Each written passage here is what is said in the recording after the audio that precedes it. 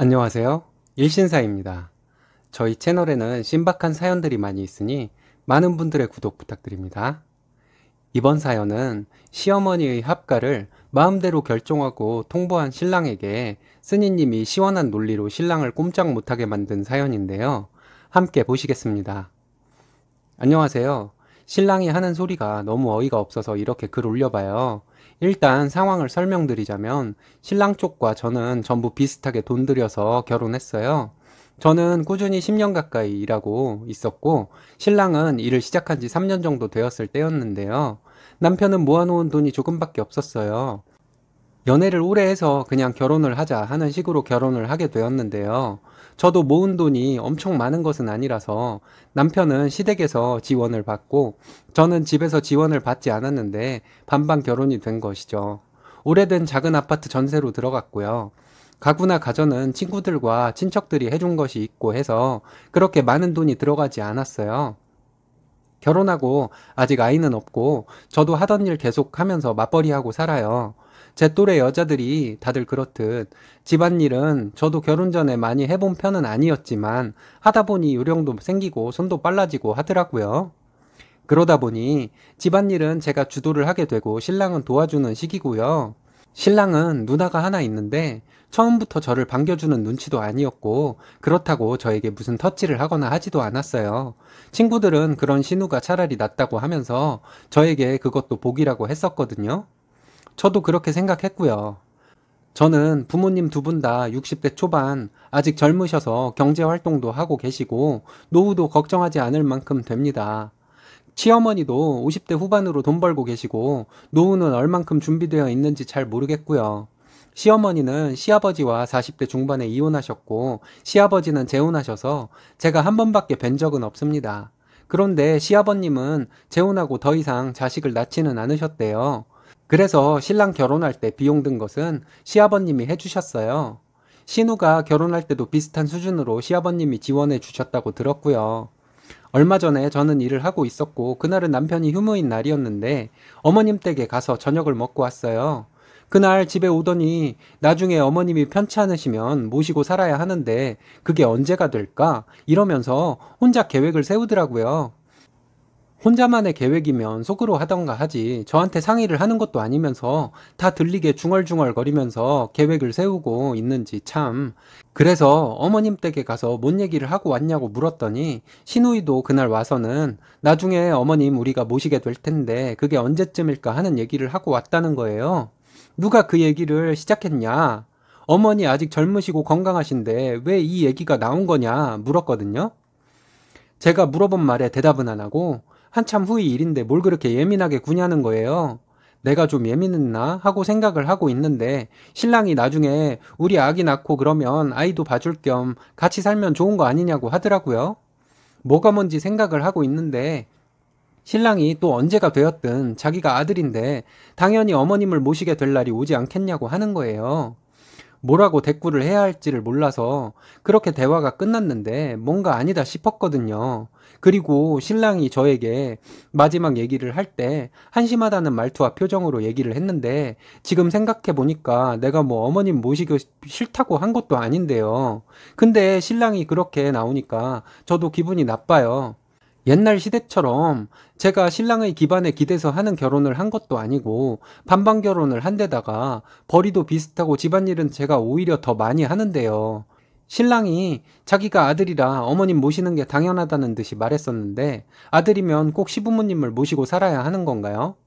먼 훗날에 우리 부모님이든 시어머님이든지 간에 병들고 노쇠하시면 자식들 중에서 누군가가 보살펴 드려야 한다고 막연하게나 생각하고 있었는데 신랑이 절이 나오니 내가 전통을 무시하고 제 멋대로 행동하는 나쁜 여자가 된 것 같고 기분 참 그렇네요.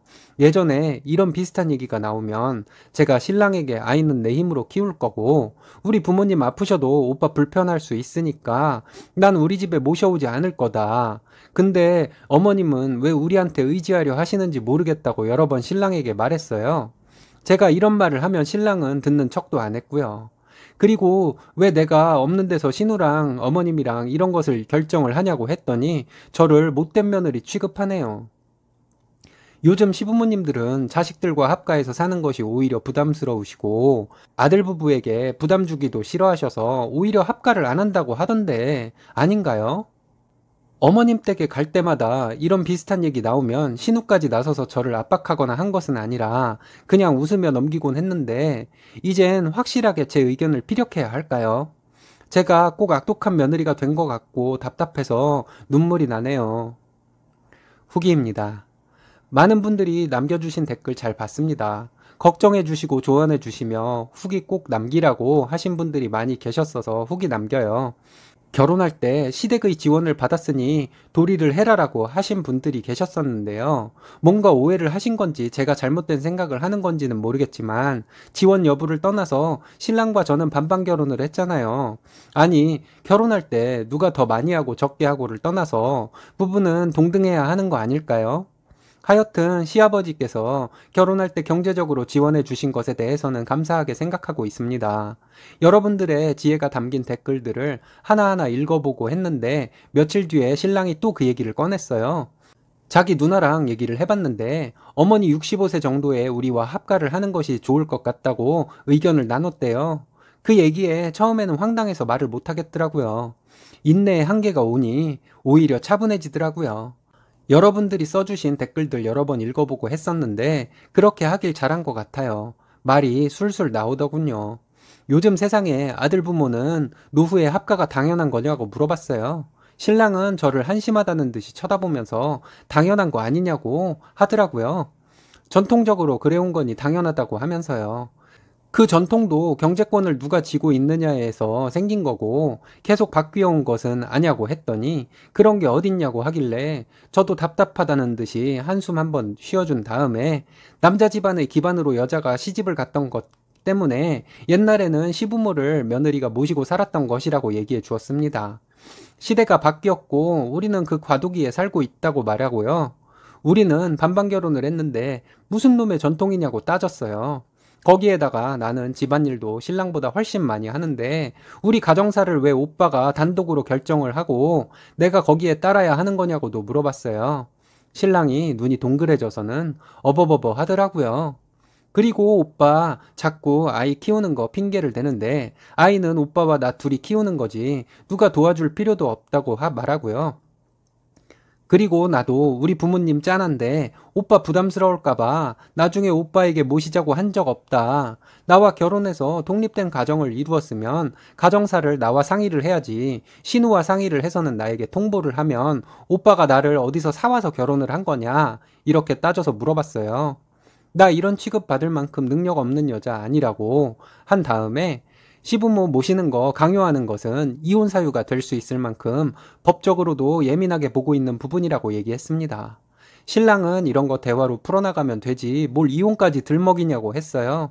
그래서 나는 항상 대화를 기다렸는데 오빠가 나랑 대화를 했냐? 신우랑 어머님이랑 대화를 해서 결정을 하고는 나한테 통보를 했지라고 했더니 아무 말 못하더라고요. 표정이 기분 별로인 표정이길래 신랑에게 우리 아이를 예정보다 더 늦게 가져야겠다고 말했습니다. 오빠가 먼저 말도 안 되는 아들이네 어쩌네 하는 핑계로 나에게 요구사항을 강요했는데 그런 짓 앞으로 하면 오빠와 안 살면 안 살았지 참고 살지는 않을 거라고 말했어요. 이런 내 마음이 오빠와 안 맞으면 언제든 보내줄 테니 가여운 어머님 모시고 살라고 했습니다. 제가 차분하게 이렇게 얘기를 하니 신랑이 놀랐나 봐요. 자기가 이렇게까지는 생각을 못했다며 사과했어요. 그리고 앞으로 가정사에 대해서는 저와 먼저 상의를 하기로 합의봤고요. 신랑이 이렇게 나오지 않고 저를 또 한심하게 쳐다보거나 못된 며느리 취급하는 억지를 부리면 정말 애도 없겠다. 이혼도 불사했을 거예요. 신랑에게 당연한 것을 얘기하면서도 참 힘들었네요. 이 정도면 잘 된 거 맞죠? 사람 마음이 또 어떻게 변할지를 몰라서 신랑의 생각이 또 어떻게 변할지는 모르겠지만 일단은 지켜보려고요. 화가 나면 말이 안 나와서 침묵밖에 할 줄 모르던 제가 나이 좀 먹었나 봐요. 신랑도 다음날 저에게 제가 이렇게 논리적인 사람인 줄 몰랐다고 우리 이세 똑똑하겠다며 좋아하더라고요. 댓글 남겨주신 여러분들 덕분입니다. 제가 신랑에게 했던 말들이 제 속마음이기는 했지만 어떤 식으로 말을 시작해야 할지를 몰랐는데 댓글들 덕분에 논리정연하게 신랑에게 따질 수가 있었네요. 정말 감사합니다. 끝까지 읽어주셔서 감사합니다.